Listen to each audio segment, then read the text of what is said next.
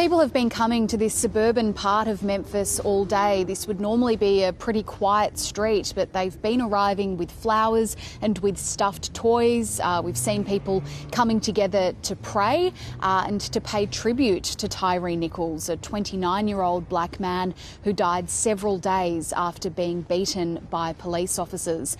Footage released by Memphis Police last night, local time, showed Mr Nichols in this spot just behind me being punched and kicked and struck with a baton by a number of police officers. 5 former officers, also black men, have since been fired and they've been charged with second-degree murder. But a lot of people here are arguing that there are still many questions that haven't yet been answered. Why, for example, was Mr Nichols pulled over by police in the first place? Why does there appear to be such a significant delay before he was able to access medical treatment? I spoke to one woman who lives nearby. She says that she watched that footage last night and is really struggling to comprehend the violence that has taken place in her community. I was actually on my way to the store and I just took a detour over here. It was like a minute detour, and pulling up, I just was unnerved, very antsy. My anxiety was really high. I just wanted to break down as I was driving over here, because just to watch the video and to think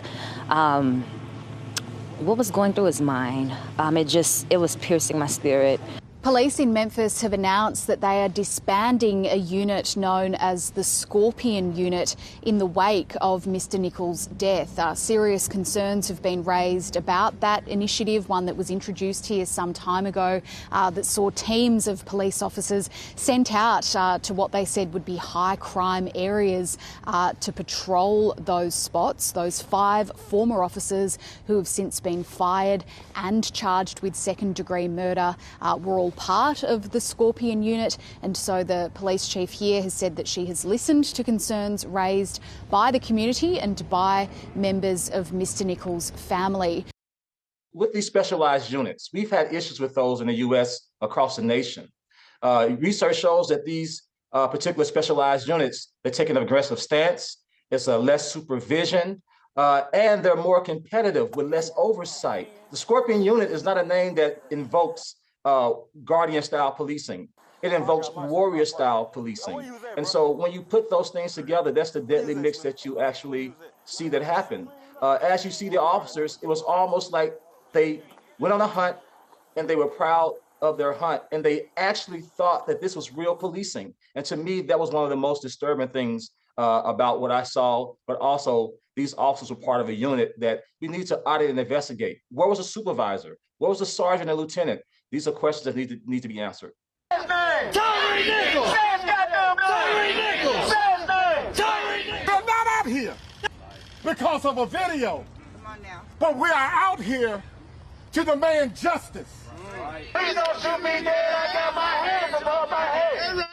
A number of cities across the US, including Memphis, were bracing for potentially very large protests overnight in the wake of that footage being released. There were a number of arrests in New York City, but for the most part, those demonstrations were peaceful. And local leaders here are urging people to continue to adhere to that, to make their feelings, their shock and their anger known, but to do that in a peaceful way.